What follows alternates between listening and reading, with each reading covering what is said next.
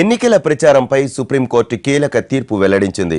కులం, మతం, ప్రాంతం ఆధారంగా ఓట్లు అడగడాన్ని తీవ్రంగా తప్పుబట్టింది. లౌకిక ప్రజాస్వామ్య దేశంలో ఇలాంటి విధానం సరికాదని స్పష్టం చేసింది. రాజ్యాంగ స్ఫూర్తిని పరిరక్షించాల్సిన బాధ్యత అన్ని రాజకీయ పార్టీలపై ఉంటుందని తేల్చి చెప్పింది ధర్మాసనం.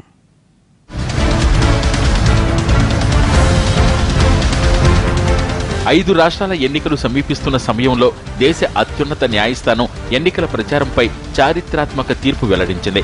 మతం, జాతి, కులం, వర్గం, భాష ఆధారంగా ఎన్నికల్లో ఓట్లు అడగటం సరికాదని స్పష్టం చేసింది. ప్రధాన న్యాయమూర్తి టిఎస్ ఠాకూర్ నేతృత్వంలోని 7 సభ్యుల ధర్మాసనం ఈ సందర్భంగా కీలక వ్యాఖ్యలు చేసింది. ప్రజా ప్రాతినిధ్య చట్టంలోని సెక్షన్ 123(3)లో ప్రస్తావించిన హిజ్ రిలీజియన్ అన్న పదంపై విచారణ జరిగింది.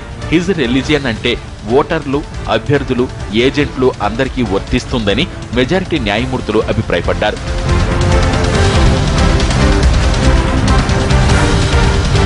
మతానికి ఎన్నికల ప్రక్రియలో ఎలాంటి సంబంధం ఉండకూడదని అభిప్రాయపడింది.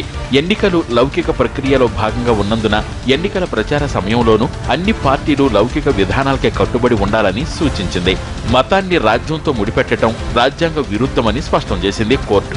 భగవంతుడు, వ్యక్తి మధ్య సంబంధాలు పూర్తిగా వ్యక్తిగతంగా ఉంటాయని, అలాంటి పరిస్థితుల్లో ఎన్నికల్లో మతాలను ప్రస్తావించడం సరికాదన్నారు న్యాయమూర్తులు.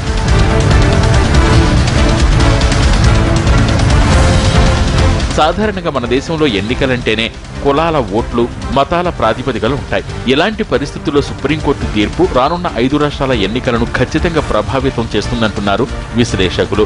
ప్రధాన న్యాయమూర్తి బాధ్యతల నుంచి ఇవాళ పదవీ విరమణ చేస్తున్న జస్టిస్ ఠాకూర్ ఎన్నికల ప్రచారంపై కీలక తీర్పు వెల్లడించారు.